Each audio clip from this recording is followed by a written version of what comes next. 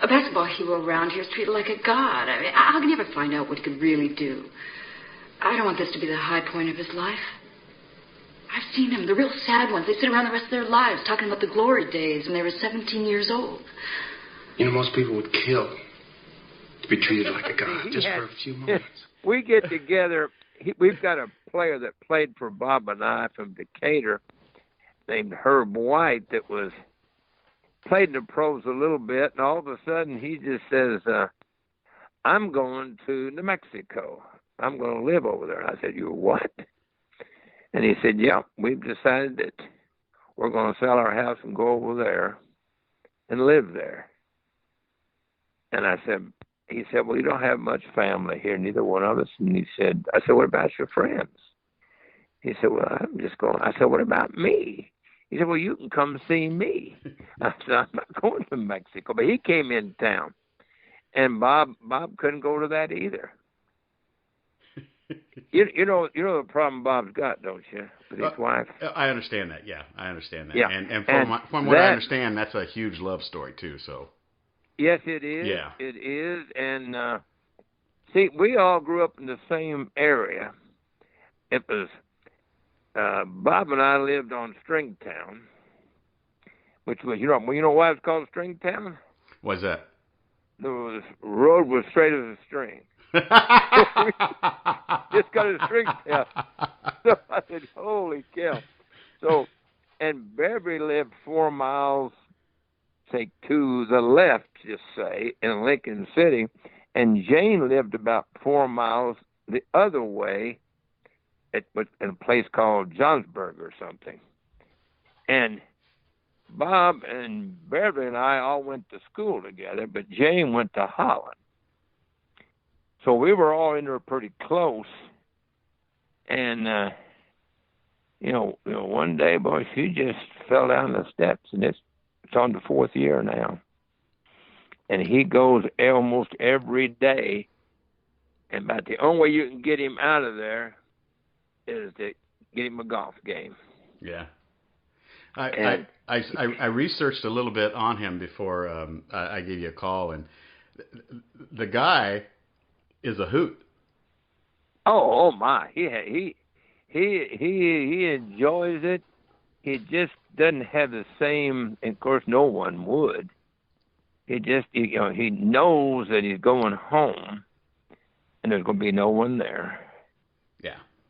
And then he goes over there to see her almost every day, and sometimes she'll sleep a lot. And so he just watches TV, which he never did do much. And then when we go visit and she's awake, he just wants her so hard to say something. Yeah, it's a love story. And yeah, it is. Yeah. And he has not given up. And the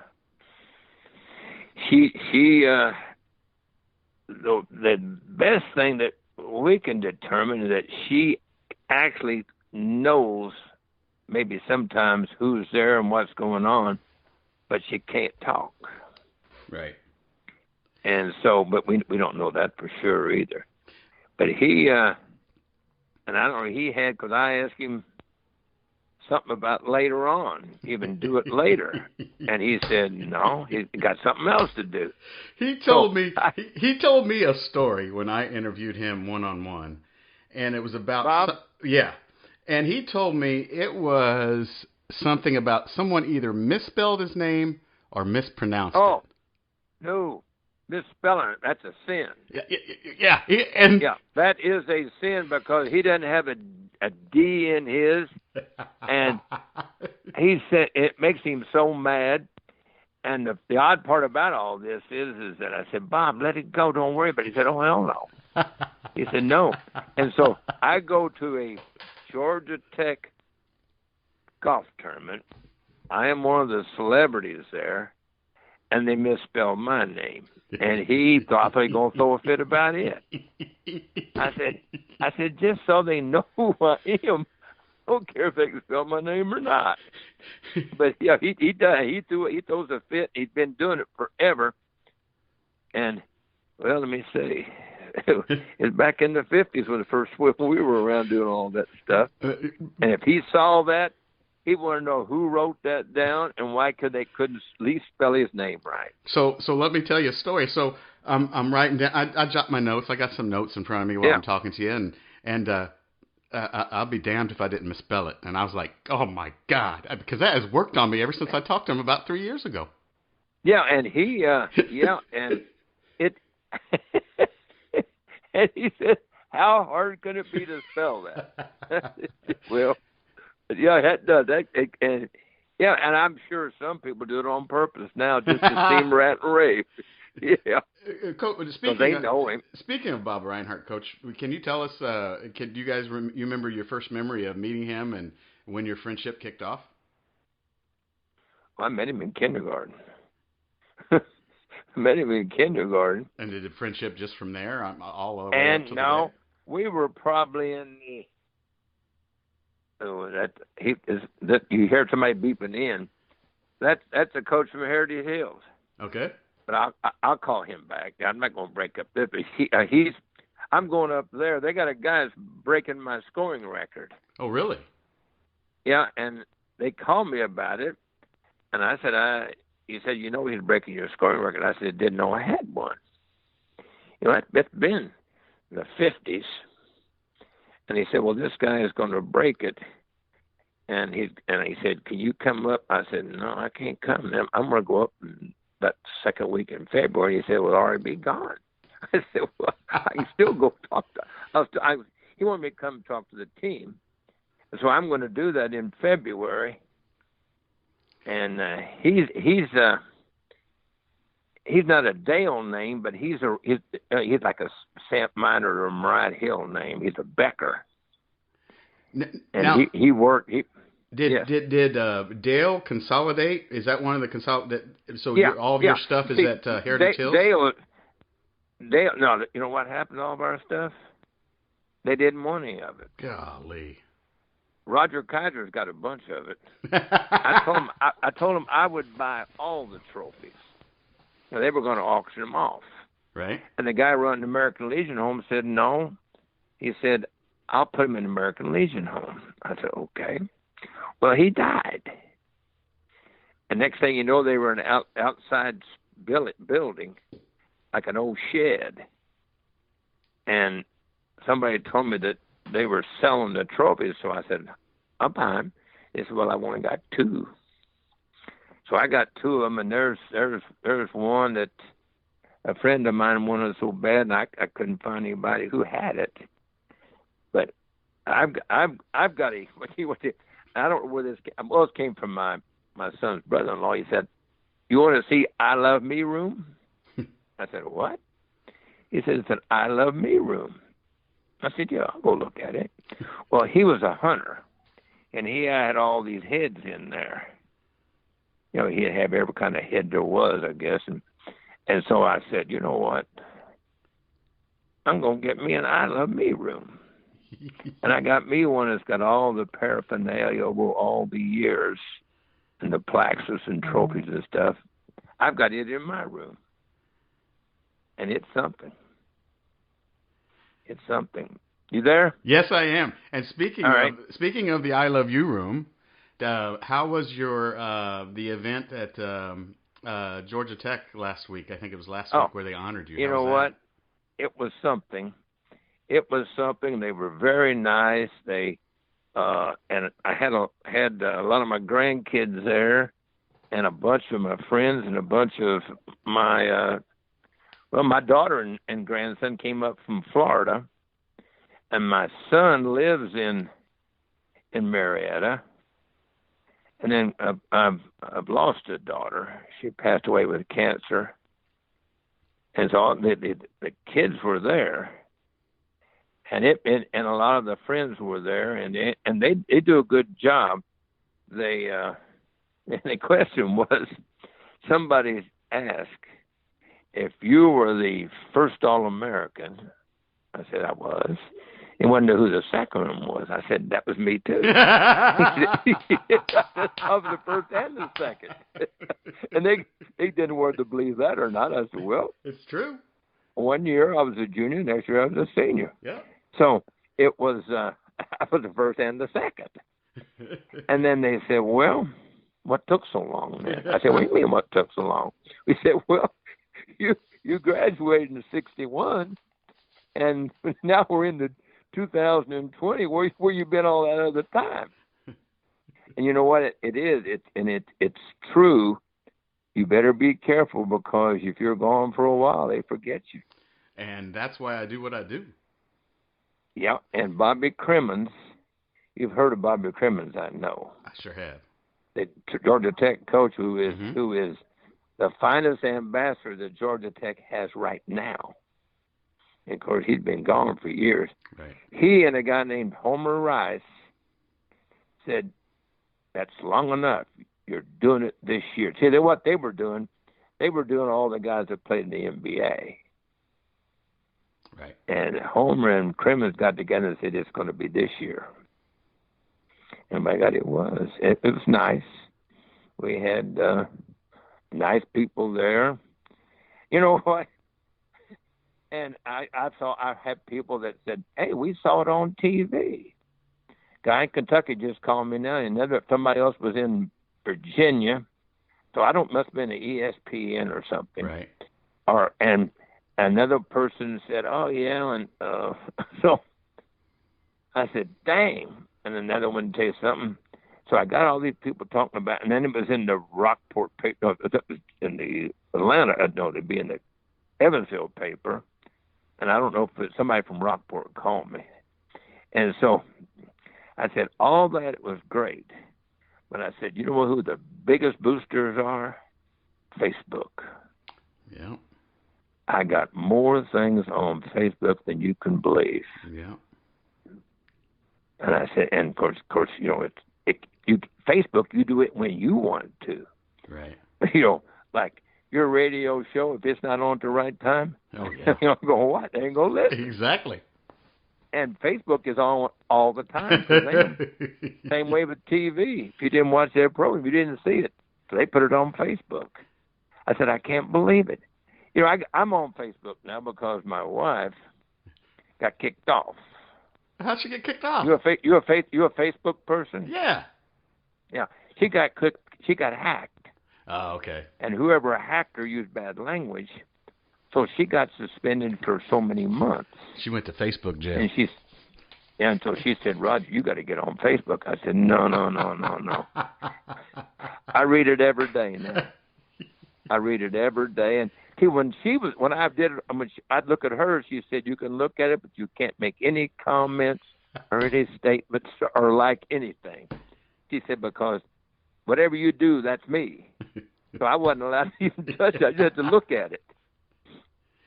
Coach, do you have a granddaughter that has special needs? Yeah. Is her name Jenny also? No. Okay. She's Lexi. Okay, Lexi. Jenny is my daughter. Okay. And Lexi was the triplet. And she, I don't know what they said, she didn't get enough oxygen or whatever. So she's a 17-year-old. And she got a 17-year-old brother and a 17-year-old sister. And then they couldn't have any kids. Right. So they did in vitro, and they got 3. And then the doctor said, you're fortunate to get these. You don't worry about the thing. She said, well, I don't want any more kids. Well, they got another one 2 years later. So now they got 4, all 4 in high school. And Lexi goes to a different school. And they go to a school, the 3 of them go to a school called Pope, which is in East Cobb or whatever. And the other one is right there by, and it's called Lassiter. And they're opponents. They're rivals. And of course, Lexi, she can't walk. She can't see, and of course, she can't read very good. But she can talk on the telephone, and she knows what's going on. And it's amazing. She knows where everybody is. We'll call over there, or I'll call over there and ask for somebody. She knows where everybody in the family is. And she calls every day, granted about twice a day. she'll call tonight before she goes to bed. Tell us good night. You know that this Facebook thing. I see a lot of her, and she's always got a smile on her face too. Yep, you're right. And you think, she can think. And I heard her say one time, she said, "I'd like to ride a bicycle with everybody else." Had 3 of them on bikes, and we have a softball game in her honor with Georgia Tech and Kennesaw State. So we decided then that we would get one. Well, we had no idea how much those things cost. So I said, we can't raise that much money. And a friend of mine from Tech said, "Hey, I can help you with that. I know a guy in Alabama who has made a fortune on everything else. And he does this just to help people. He can probably get you a bicycle for as little as $1,000. I said, "A little." But it was a 3-wheeler, and she could handle it. And so she rode that, and then of course now none of them ride bicycles because they're driving cars. Right. And so that was something great that foundation could do for her, is give her a bicycle, because she's never wanted for anything. She never complains that she can't walk, can't read very well, but she's got a great mind. She doesn't forget anything. And she is always smiling, and she gets so excited when somebody comes to see her. So evidently, you when we do about 3 times. Yeah, we moved back to Carrollton. We've been away from here for almost 20-some years. 20-some years, and now we've moved back, and so we don't live close to him anymore, and that bothers her. So she has to call every night, especially talk to Grandma. But that's a good story, though. That's a good thing going there. My son, he'll turn 18 this upcoming July. He's autistic, and we didn't know. Yep. We didn't know probably for the first 3 years, and of course they had to bring out a label and label him so that we could get the insurance and blah blah blah. And it's a special kind of parent and grandparent and family members when you handle and take care of a special needs child. It's a different kind of love, and actually, to be honest with you, it should be a love that everybody should have for everybody else. To be honest with you. Yes, and I think what it is. I think there's a lot of jealousy and envy in the world, and see, nobody envies Lexi.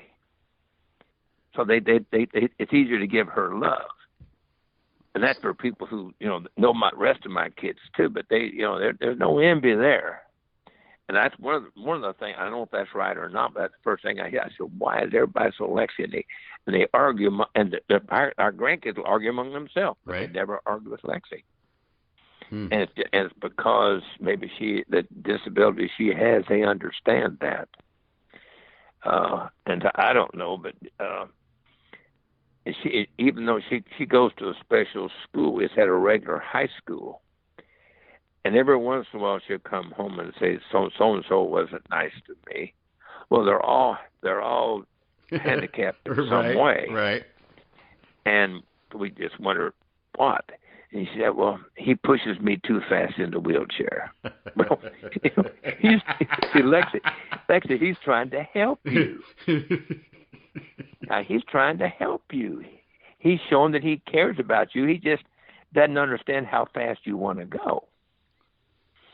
And then she'll kind of look at me and say, But yeah, she's a special needs girl, but she's a special girl too because of the smile and everything.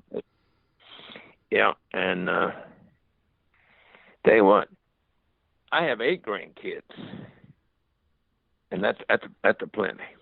Oh, no kidding. That's a plenty. Oh, that's a plenty.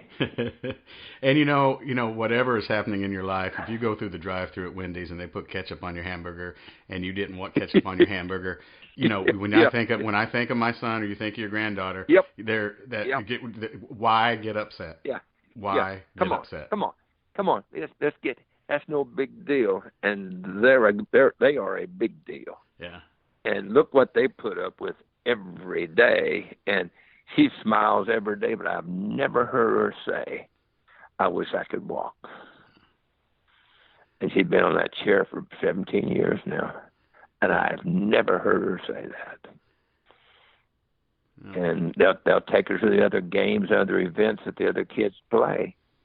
And she's so happy and so excited when they win, and she's sad when they lose. So she knows what's going on. She just can't walk. And her eyes aren't very good, but she can. Boy, she's got a good mind. She's got a good mind. Coach, did I read correctly that you coached the freshman team after you graduated at Georgia Tech? It was. See, I graduated in '61, and I probably coached them in '63 or '64, and I've just moved back. That was when I played about 2 years in the American Basketball League, and then it folded. So the old guy from New York, he said, "Roger, I want you to come to work in my company." I said, "No way, Mr. Cohen." I said, "I'm not going to live in New York." I said, "I'm not going to live here." I'd already turned down a good job with General Electric. They told me they were going to send me to New York for 3 years. I said, "I'm not going to go." He said, "You don't understand, Roger. You don't get to decide." I said, "Yeah, I do. I'm not going to be able to work for you." That was the company I wanted to work in. The corporate world, that's where I wanted to be. That and Procter and Gamble. And Procter and Gamble sent me to Iowa. I said, "I'm not going there." They said, "Yes, you are. So you won't work for us." And so I didn't. I never got in the corporate world. But yeah, I just got into town, and Coach Hyder said, "Roger, I want you to do me a favor." I'd always said I'd never be a coach. You know, I played 4 years of varsity basketball at Dale, and had 3 different coaches, and we won every year, but we just didn't win the last game. And they wanted to win a regional, and we couldn't beat the Evansville schools. They just had too many. I don't know why we couldn't beat them. Maybe it's because we thought we couldn't, but anyway, we didn't. And so I said, "I don't want a coach." He said, "Just do this for me. I don't have a coach for this year." And he said, "You have 12 scholarships, and they're all coming." I said, "That's too many." I said, "I don't want to coach 12 people." I said, "I don't even want to be on a team with 12 people." But anyway, I coached them, and you know what we did? We won every game but the first one. Wow. That was the first game I ever coached. And we're up 1, have the ball. Over who? And over Auburn. Okay. Have the ball, and we throw it to my best player, and he let it go off his hand out of bounds. They got the ball out and shoot a jumper from the top of the circle and beat us by 1. And then that was the last time we got beat. And we even went to Auburn and beat them pretty bad because we had a pretty good team. And it was interesting, though, that for me, one of those players was from Dale, Indiana. That was Stan Guth. Another one from Tell City. That was David Clark. And we had another one from up South Bend, and that was a big old guy named Ken Kruger, I think. We had 3 guys from Indiana on that team, and of course, I helped them get Goose. Then we had about 3 from Kentucky, and I tell you what, I looked at Coach Hyder's recruiting and the players we got. Almost every one of them was from a small town. And most of them were from Kentucky and Indiana. Even the ones from Georgia were from a small town. He must have saw something in small town people because, you know, John Hoffman was from Jasper. Alan Noss was from Huntingburg. He got other people from Jasper. And Guth and I were from Dale. And then Tell City was small. So all those people that he got from there, small town. And I think that's what made him, he felt comfortable that way. The Guth that you had on your freshman team, is that any relation to Roger? Yeah, that's his brother. Oh, okay. His older brother. Okay. His older brother. Yeah, that's his older brother. And Stan is down here. He's retired, but he stayed down here after college.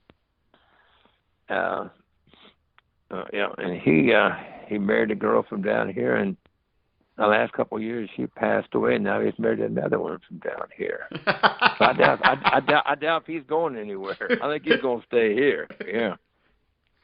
Yeah. So is that where you really got your coaching kind of bug, or I mean, did you ever want to actually?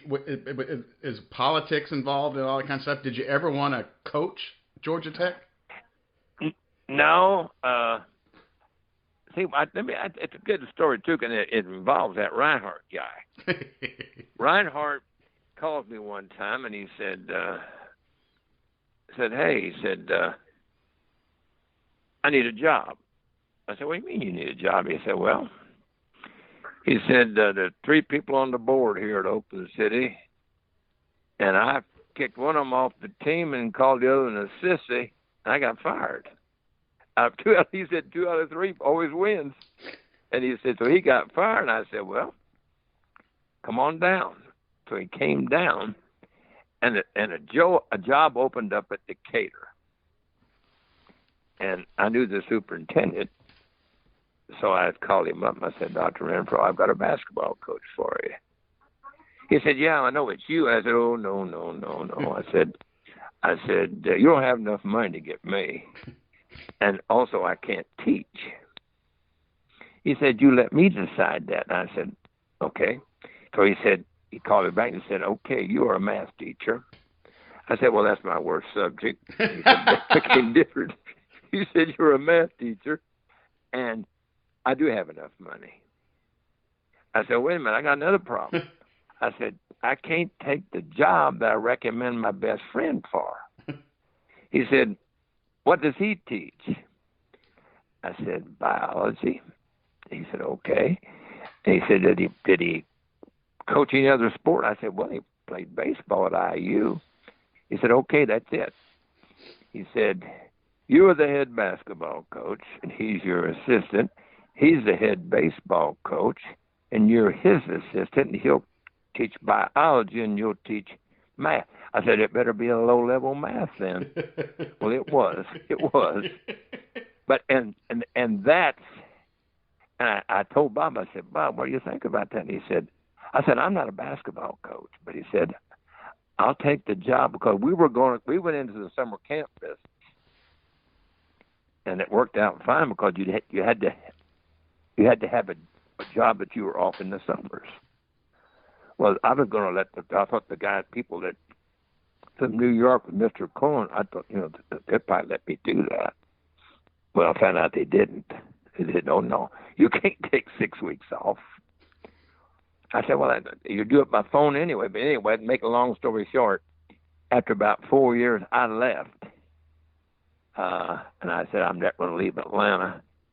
Thankfully, I got people in Carrollton didn't get me over here and convinced me to come over here and be the athletic director and be the basketball coach eventually.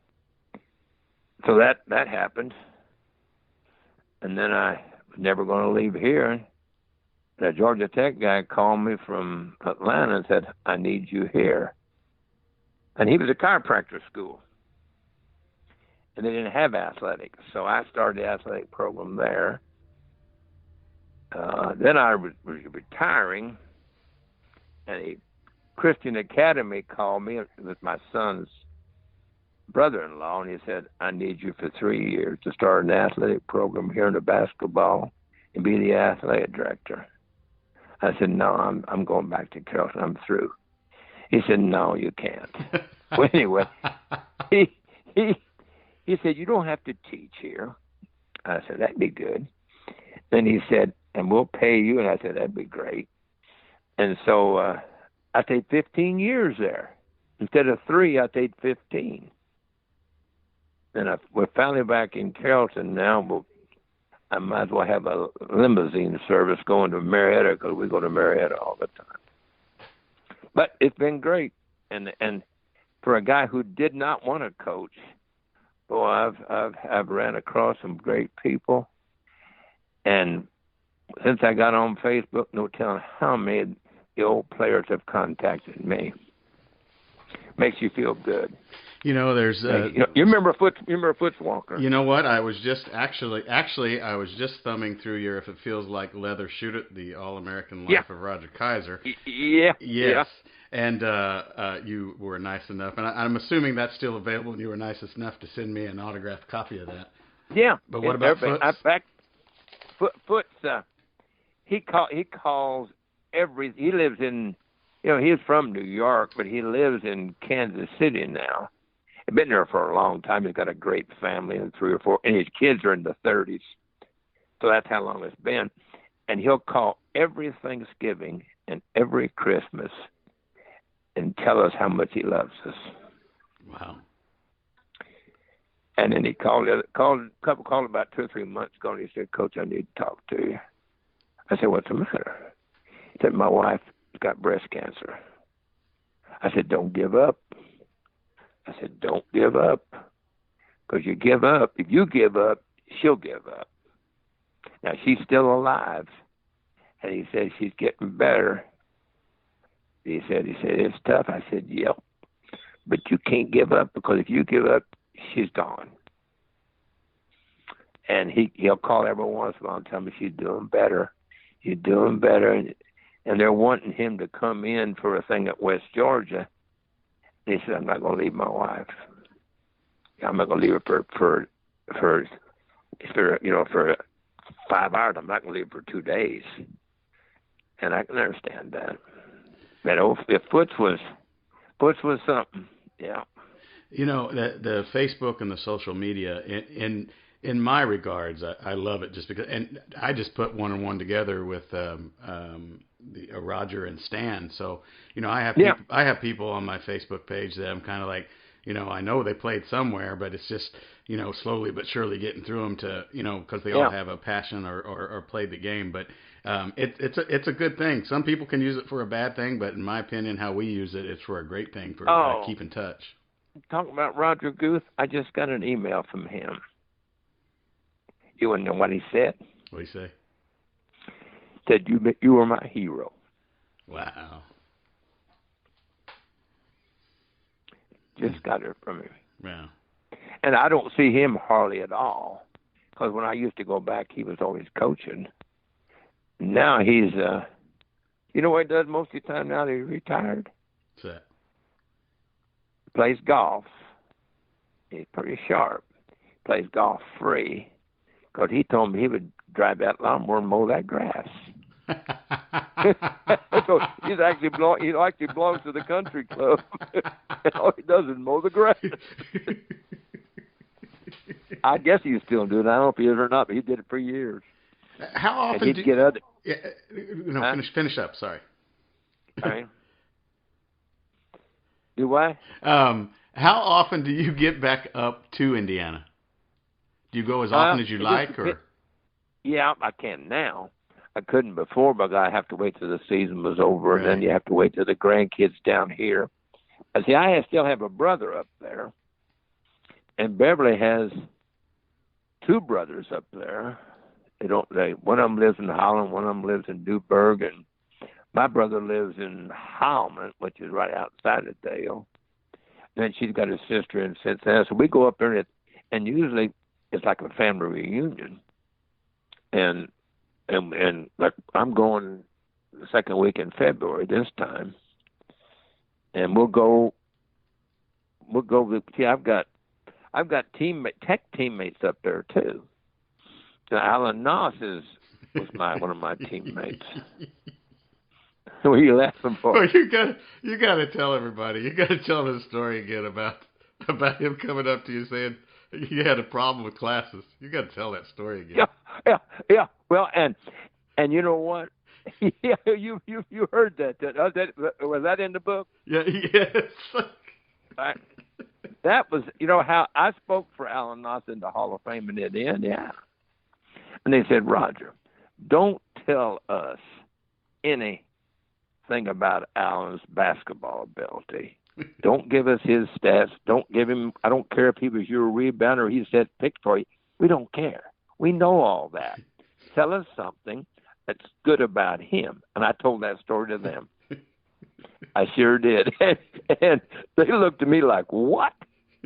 He did what? I said, that's the kind of guy he is.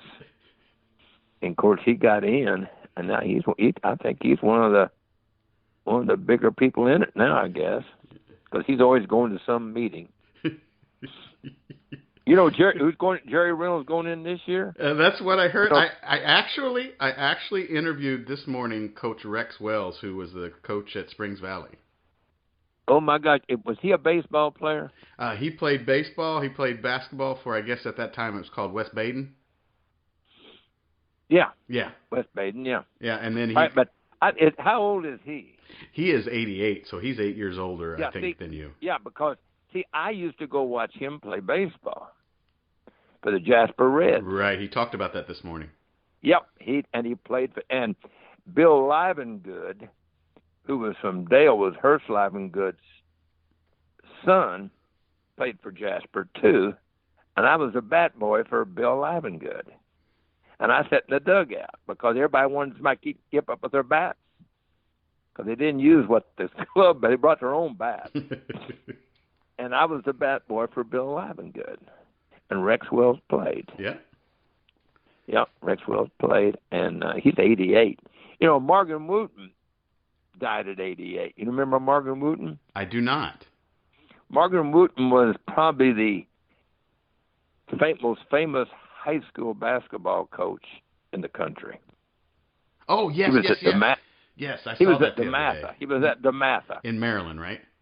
Yep, and I was up there. I was going to play with the Washington, D.C. team. And so I went, and I was living close to his school. And so I told him I was going to come over, and he said, anytime you want to, shoot the gym, anytime you want to, come on over. I said, well, I really need to come over there, and I want you and get in your neighborhood and get to go see. This guy had committed from DeMatha to go to Georgia Tech. And I wanted to go by and see him, make sure he's going to go. And he said, you don't understand private school, do you, Roger? I said, well, I know it costs a lot to go, but I said, some people get scholarships. Because I said, you just can't have 12 guys that get a scholarship, just show up at your school. He said, no. He said, but you won't be able to find Herbert because he lives in Virginia and he has to take 2 buses to get to school. I said, oh, my gosh. Wow. But we had a Letterman's game and Herbert played in it. And first thing he said to me, he says, I lost my best friend. He said, of course, he's the next thing to Jesus. Wow. Morgan Wooten. He said, he's the next thing to Jesus. Yeah, and yeah. Yes. Do you think that if you would have stayed around a little bit longer in the league that you were in, you would have played in the NBA? Well, I don't know, but see, that league paid me more money, and I really didn't do them right, because I didn't. I said, we had a first-year coach. And he was an ex-player. And I said, oh, my God. I said, I'm not. And so I said, I was picked by the Washington, D.C. team. So I called them, and I told them, I said, no, I'm going to go with the NBA. So I called them, and I said, look, can I still come and play for you? And he said, well, we got an owner in New York as my partner now. He said, can you go talk to him? So during that pregame camp stuff, I had 2 days off. So I really cheated and got on a plane and flew to New York and met Mr. Cohen. And he said, do you really want to come here? I said, yeah. I said, I'll try out for you. He said, I don't need to see you try out. He said, I saw you play against Kentucky and you got 38 points. He said, I think you can play for us. And I said, well, I got a little problem. I haven't been released yet. Well, I'll tell you what, the way that people, and my coach was a vice president of the company, but he played in the. He said he played in the NBA when there was a team from Rochester in it. I said, "You're going way back too far from me." But I didn't. I no more than got back to the camp, and they called me in. They said, "We think it's best for you to go." I said, "Oh hell!" I said, "So Stan Stutz had called him, and I wasn't going to get to play much there." But the thing that it was a first year team, so everybody was there wasn't anybody helping anybody else. It was hell. But anyway, that team had the first 3-point shots, and so they said, "You're a 3-point shooter, and we want you." I said, "That's fine," and they paid me more money and gave me another signing bonus. So I said, "Well, I got this going." So they didn't tell me that the thing was 25 feet though. And so I could shoot a jump shot early in the game. And then you could go in the corners, and of course it wasn't 25 feet because the whole thing was only 50 feet across. So it was closer in the corners, but they'd trap you in there. But if you get in that corner, it was a good shot. But I think I forgot how many. I got a bunch of them though the first year. And, what was attendance like during your professional career? Oh, where up there in New York? And all around. I played for three different teams that never got traded. And it wasn't good. It wasn't good anywhere. In fact, Kansas City had the best crowd because they were the best team. Was that the Steers? Cleveland. Yeah, but they were something. I don't know what their name was, but that was Cleveland was the Piper Sugar. We're talking about Kansas City. My wife's eavesdropping. She's eavesdropping. You know what? Somebody should interview her because she knows more of what's going on than anybody else. But I think it was the Steers. Okay. And they had a guy that was drafted by the same team I was, Chicago, and he wouldn't even go to training camp. He said, "No, I'm not going to training camp with them." He said, "They don't know what's going on."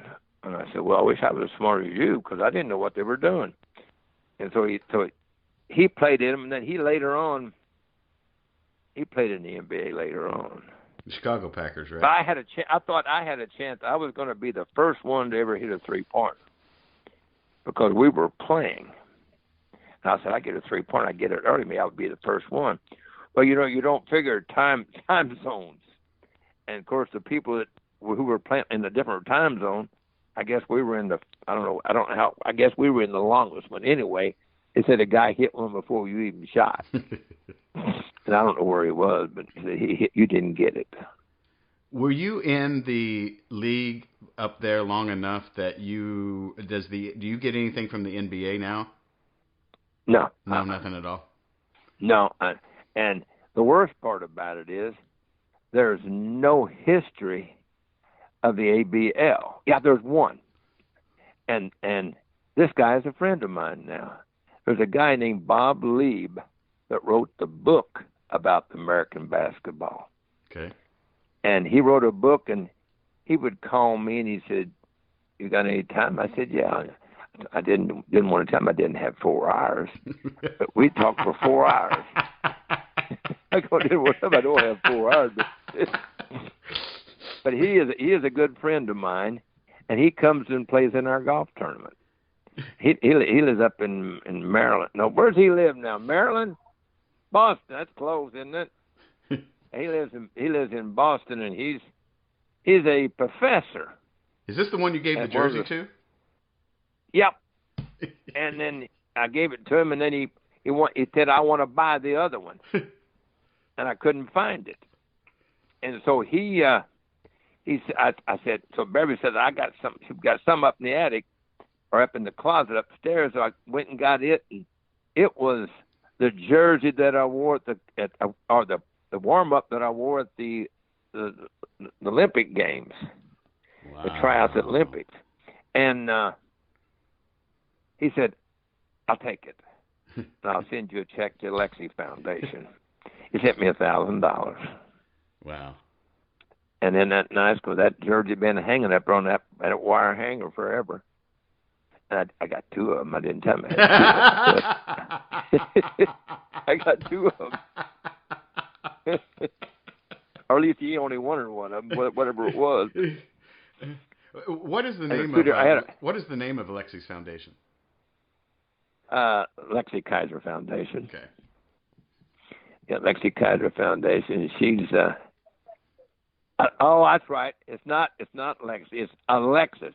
Okay. I told you should be interviewing her instead of me. Hey, what's it like to go back to Indiana and get together with all the Indiana high school coaches, basketball players, and stuff like that? Do you come out with a concentration headache or a migraine, or how do you divide up your time? And you come out. Sometimes you come out and you say, "Where's that guy been?" And all of a sudden he's there, and you can't remember him. Then the other people you come back and they have changed, and they just are real quiet. It's I guess older age affects everybody, changes. And there's some people that there's like, well, I don't know how many of these people you know, but you probably know them all. Like Del Harris, right. You know him, I know. Mm-hmm.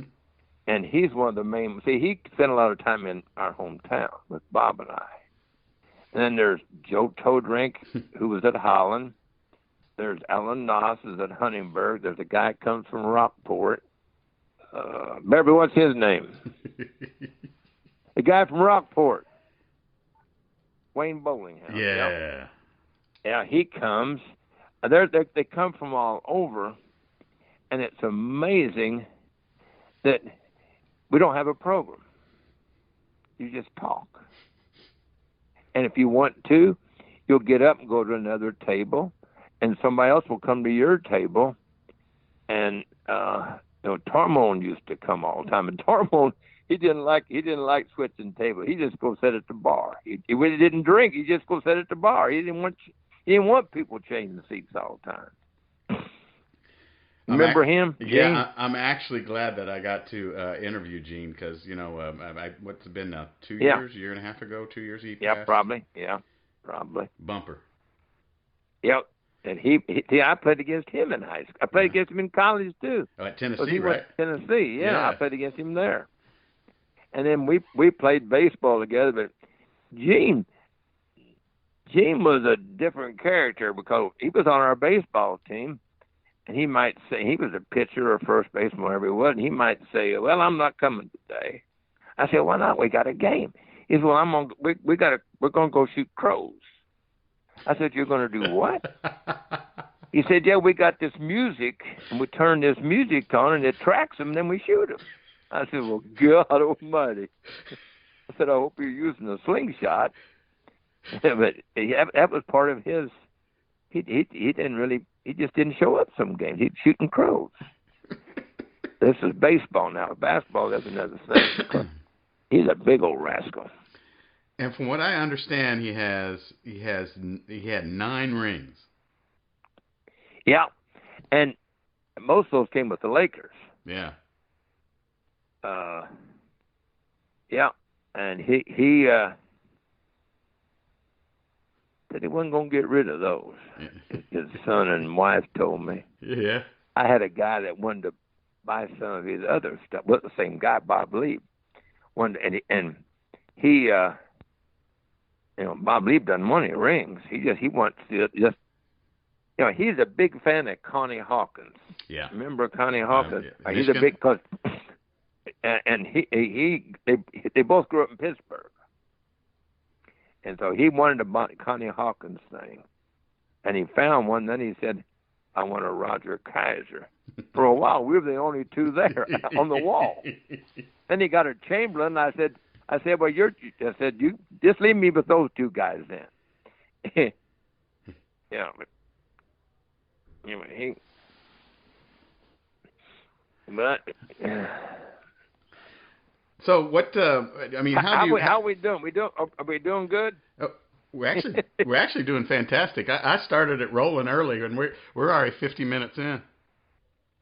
Well, what do you do? Just separate what you want out of this thing? I sure do. But I think this is gold. Just letting you sit back and tell stories. This is actual gold. I tell you. Well, and that's the best thing I got left. It's the stories. and the people tell me that all the time. They say, "Well, Roger, we want to hear some of your stories." I said, "What do you mean?" He said, "Let's just go talk then," and the stories come out then. Yeah, I must do that quite a bit. The other day I was talking to a Georgia Tech bunch, and they call them the lunch bunch. And for the first group that I usually talk to, they had more older people there than me. And most of the groups, I'm the oldest person there.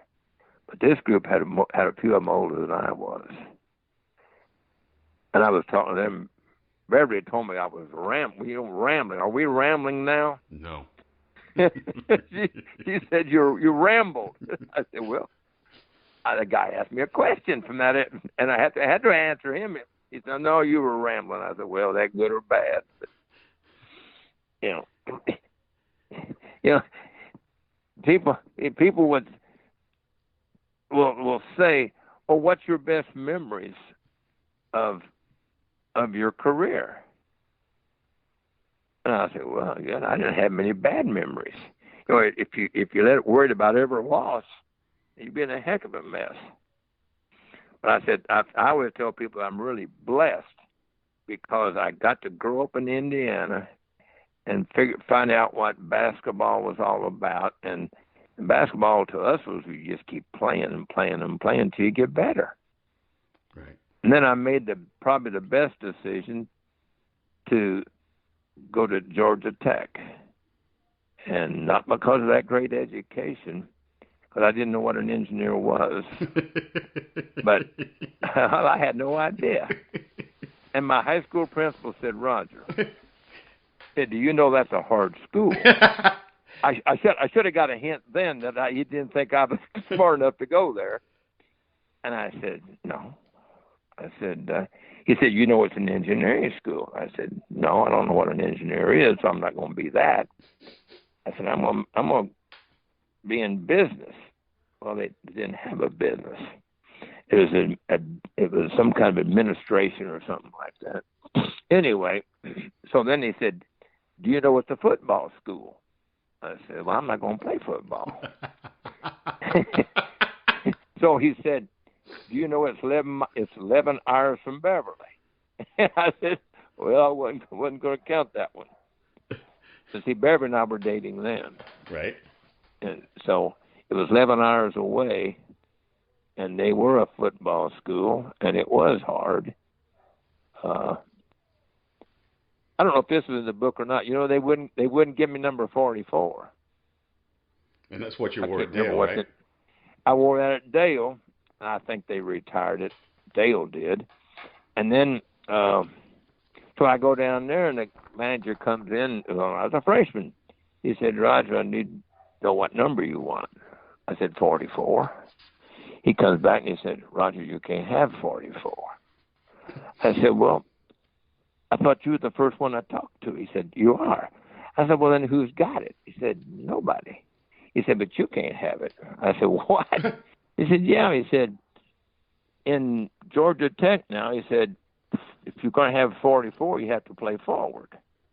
And if you're the forward, play 30s and 40s, center plays 50s, and guards play 20 and single numbers. I said, what? He said, yeah. I said, no, that's football malarkey. He said, well, that's the way it is. I said, well, I don't want one then. He said, Roger, he said, just tell me what number you want in that. I looked at my locker. My locker was 21. I said, I'll just take 21. And you know what? They didn't have a 21. Nobody had ever worn 21 before. And by God, they got one. It sounds like that whole setup on the numbers was set up by an engineer. Or a football. Or a football person. I said, that's football malarkey. I said, we're playing basketball. And that was a good baseball school too. And where I was going to go to school, I'd already been through their baseball weather. You know, Indiana and Louisville and Vanderbilt, they didn't have good baseball weather. Western Kentucky didn't even know if they had a team or not. That was the 4 schools I was going to go to. So you possibly may have been a Hoosier. Yeah, I was going. That's where I was going. And something just told me that McCracken was there, and he was very nice and all that. And something just told me. Well, I tell you what, it seems kind of hokey, but this is what meant a lot to me. All the rest of them said, "Yeah, Roger, we've got scholarship for you," and and you can join the 5 or 6 others, or I think Indiana may have been 8, and then Coach Hyder said, "You don't understand. We want you and we need you." Nobody else said that. I said that's pretty hokey. I said, I don't care what it does. I said, it sounds good to me. Wow. It's always nice for somebody to say we need you. Yeah. And so, and of course I thought when I got down there, I thought sure I'd made a mistake, because that first year was quite of a. You know what? I tell you what. How much time you got? How much time do I have? Huh? Yeah, how much time you got? I'll tell you what happened to me my first quarter there. Okay, please. At Tech. All right. I go to they checked the courses I had to take. Mechanical drawing. What am I going to do with mechanical drawing? Anyway, I come and I'm sitting there, and all of a sudden the professor walks in. And he said, we got a problem here.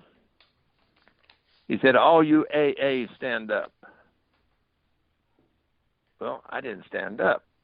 And he said, Roger. There was about 11 of them standing.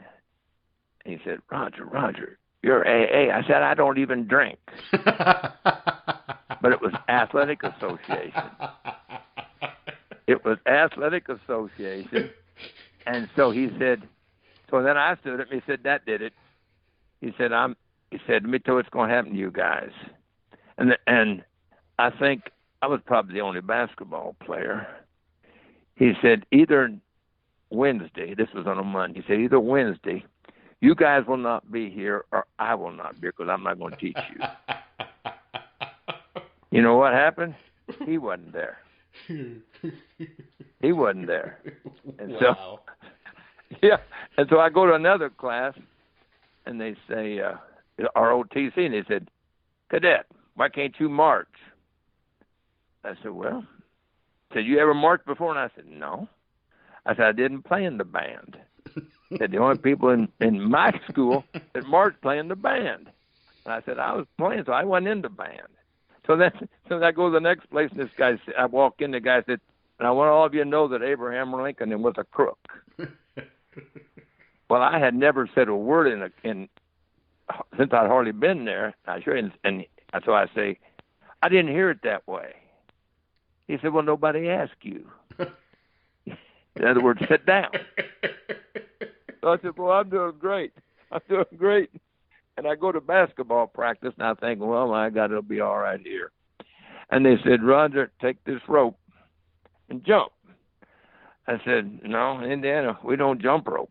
Girls jump rope. And this guy looked at me and he said, Roger.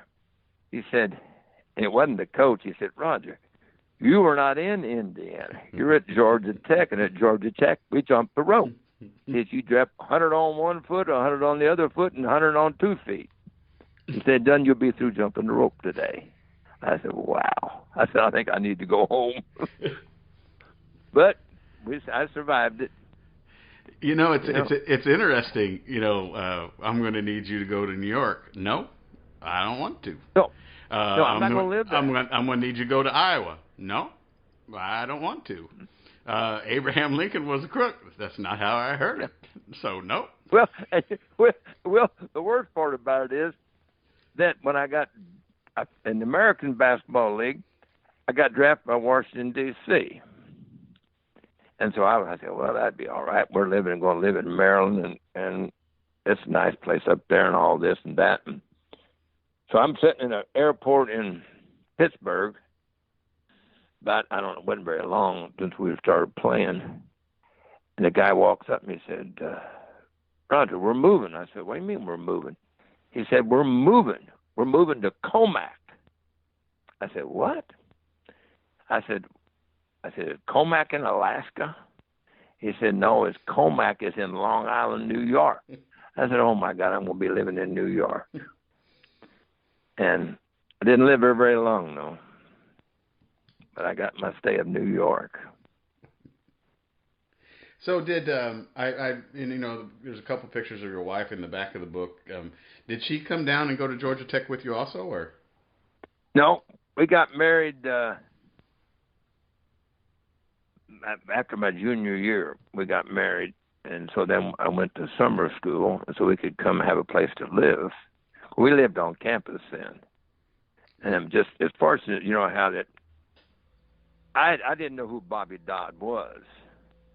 Bobby Dodd was, of course, one of the best-known guys in Georgia, I guess, because he sure controlled Atlanta, and he sure in the world controlled Georgia Tech. But if I couldn't get an apartment on campus because they didn't give them enough notice about getting married, and I went in to ask one day, and they said, we got one for you. I said, really?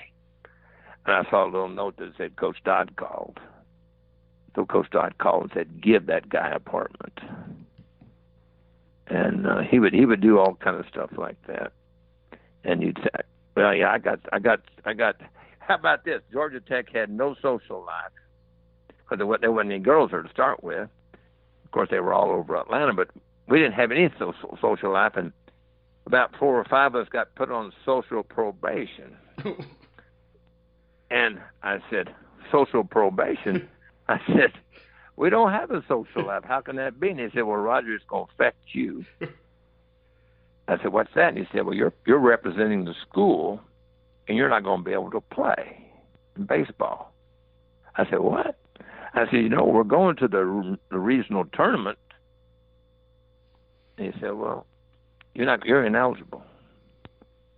And I was ineligible until Coach Dodd called. Then they changed their mind. Else I wouldn't be able to play in the regional playoffs. Wow! And it was the first one that Georgia Tech ever got. I was fortunate. I played on the first team that played in the NCAA's in baseball, and the first team that also played in the NCAA in basketball.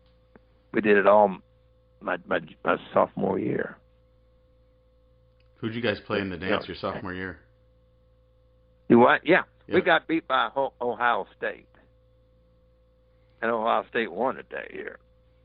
So did you play against, was Bobby Knight on that squad? No, yeah, he was on the squad, but I didn't play against him because he didn't play. Yeah, and that was a joke for everybody. Of course, later on they found out who he was and the great coach he was. And they said, well, was he on that team? I said, yeah, he was on that team. They said, well, how'd he do? And I said, well, he didn't do well. They said, why? I said, he didn't get to play. Well, you had Jerry Lucas and John Havlicek. Yeah, what are you going to do? And we knew that. And they had Larry Siegfried. And we knew they had Mel Knoll. But we didn't know about a guy named Joe Roberts. And Joe Roberts got 20 against us. And he wasn't even on the scouting report. Did they win the tournament? Did they win the whole tournament that year? They won the whole tournament. And we got closer than anybody else, and they beat us by 15. Wow. They just ran through it. And we were doing fine until about 8 or 10 minutes to go. We were down 8 or 10, and then they just took off. I guess we wore out or something, but they just took off, and they did everybody the same way. What was it like? What was it like playing Kentucky? Well, it was fun for me because they didn't offer me a scholarship.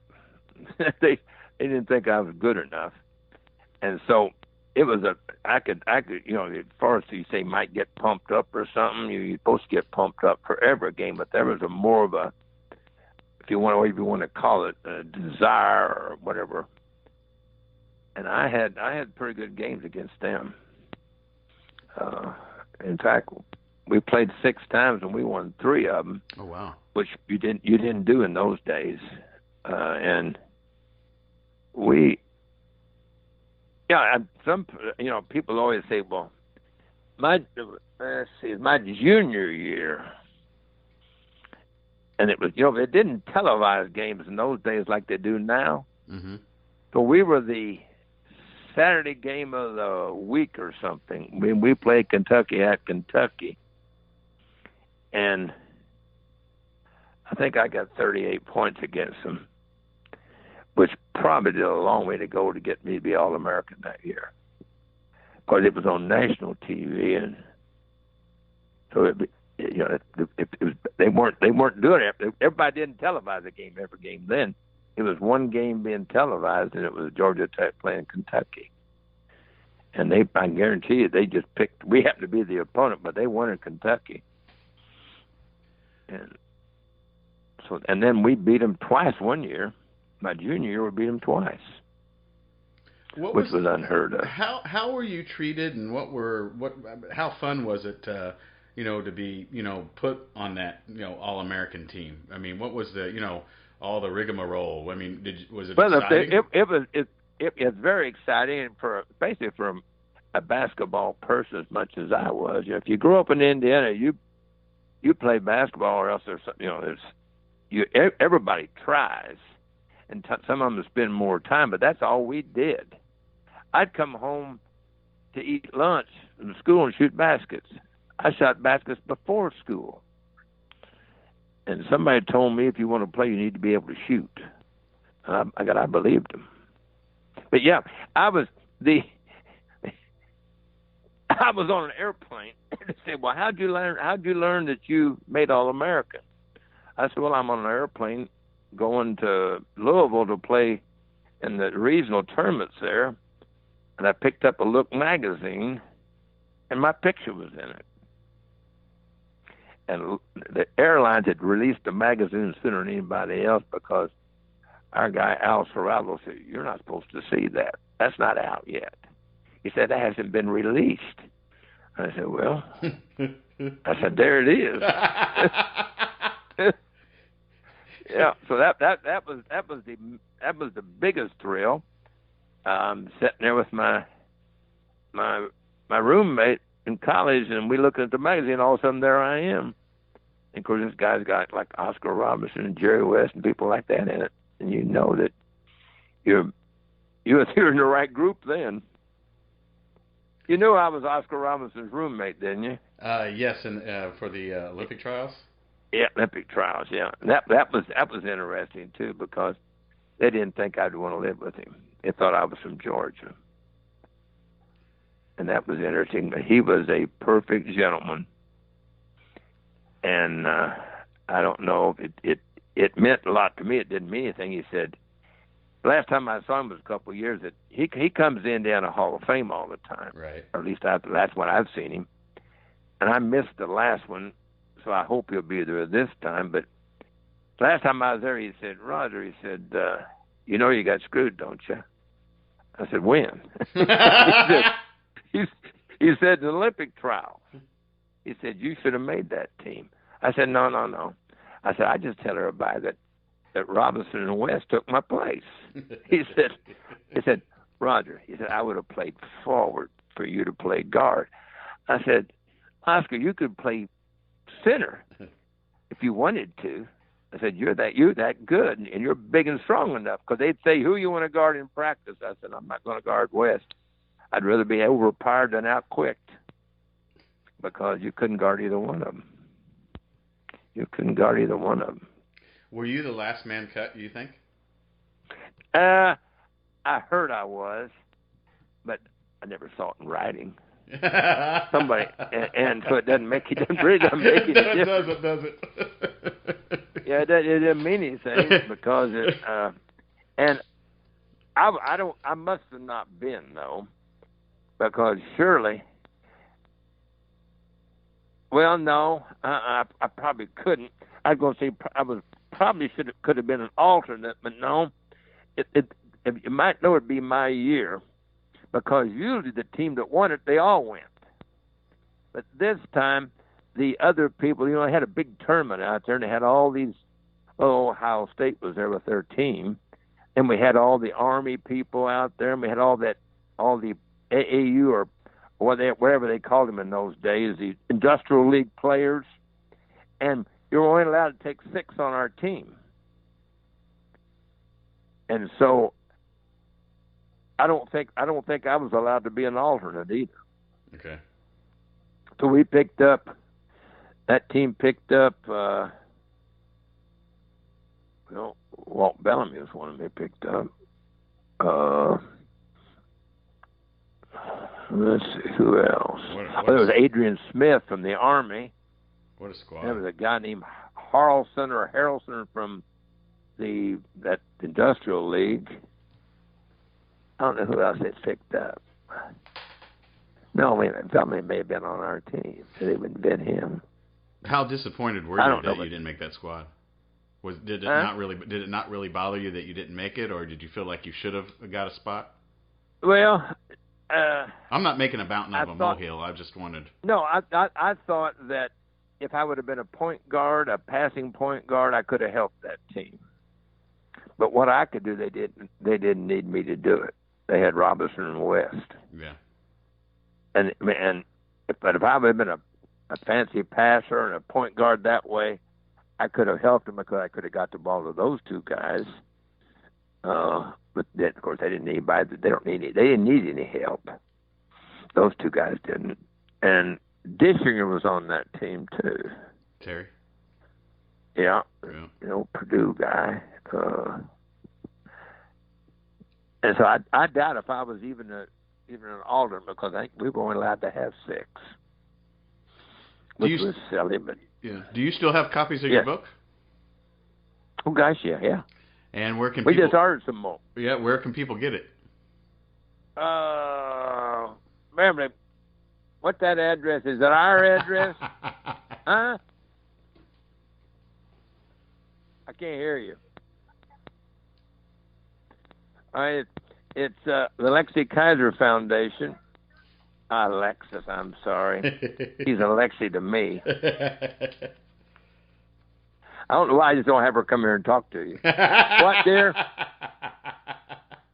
Alexis Kaiser Foundation, 428 North Lakeshore Drive, Carrollton, Georgia, 30117. How'd I do? In care of Roger Kaiser. Now, hey, no, they aren't. We got what they say here. I don't know how it is in Indiana now, but my dad was a rural mail carrier, so I helped carry the mail to all the farmers around southern Indiana. Right. And by God, he was good, and we had to go back and get a letter if we put it in the wrong box. So we just didn't leave it in there and get the next day. We'd go back because I was his sub. Right. And so I had a good job, summer job. But then he nowadays they know the people in Carrollton don't even start the mail. Somebody in Atlanta starts the mail. Well, and our machine starts it then, and no telling whose mail we get. And we came. When we got back here, I said, "Where's that mailman going?" He said, "Well, you're going to get used to this, Roger." He said, I said, "He just came by here. Where's he going now?" He said, "Well, he found a letter they didn't know was supposed to be back there." So the mailman just like he's running errands up and by this street. Yeah, but we, yeah,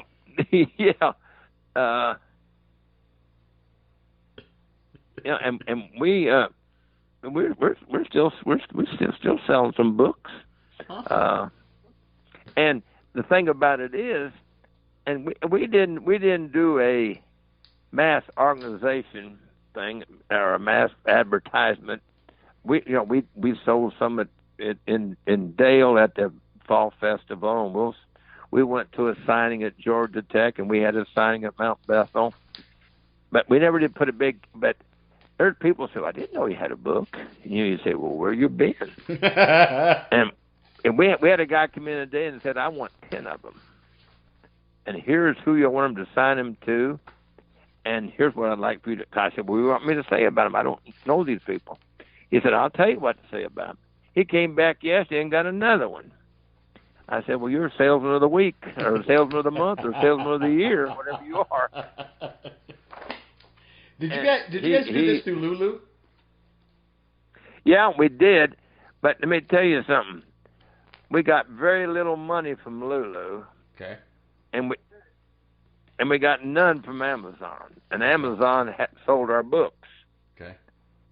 I had a guy come up and he said, Roger, I got 4 books. Would you sign them for me, please? He was my soccer coach at Mount Bethel. I said, where'd you get them? He said, Amazon. I said, Amazon? He said, yeah. All you got to do is call them. Okay. But I said, they didn't publish our book.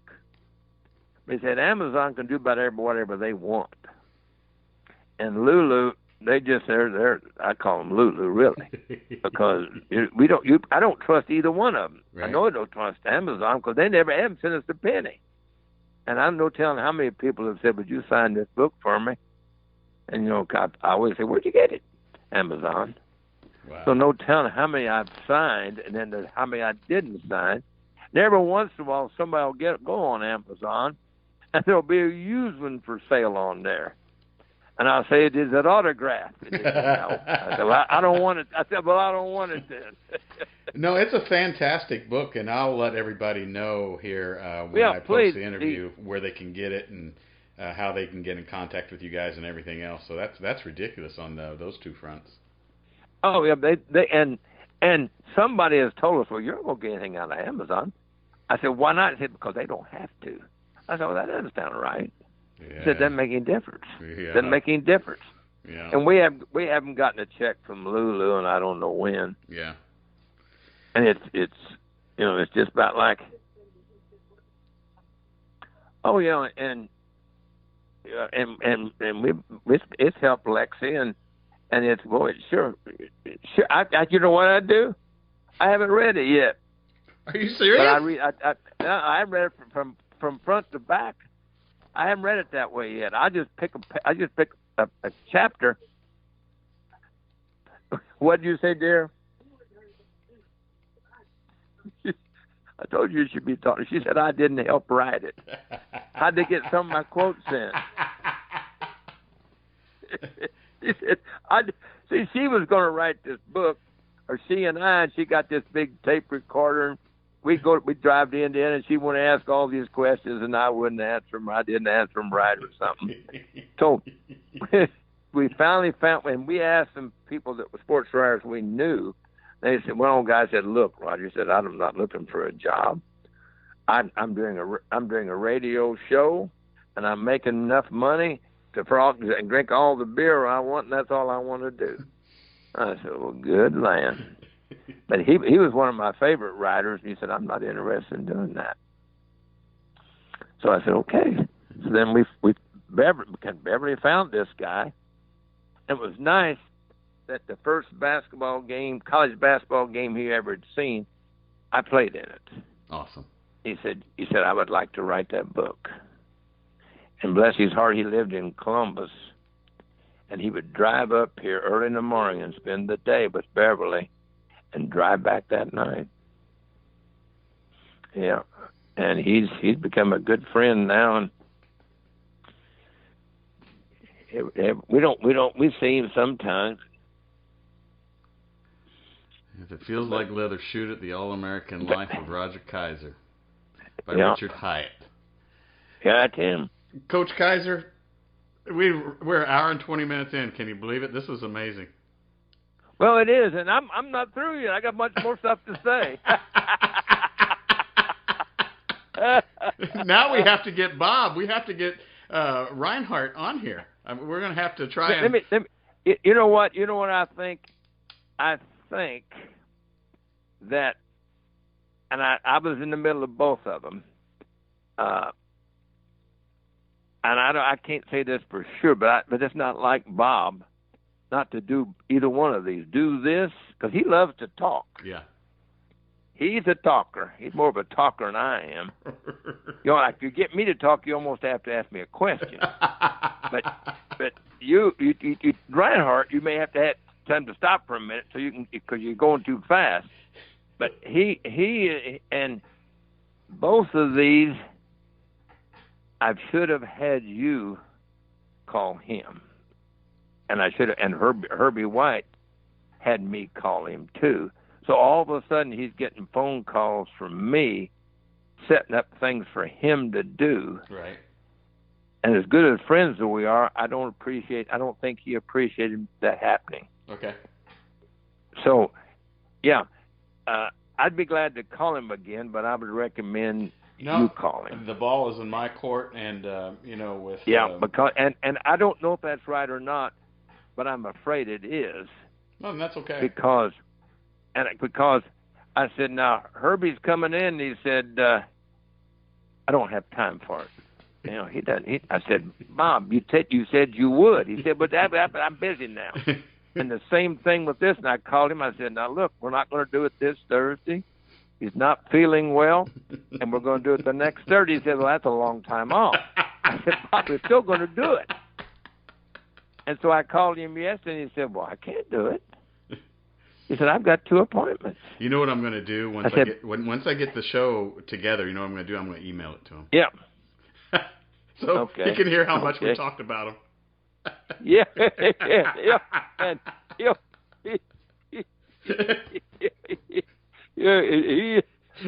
he and I used to have some fun because we were together all the time and he and I even played football.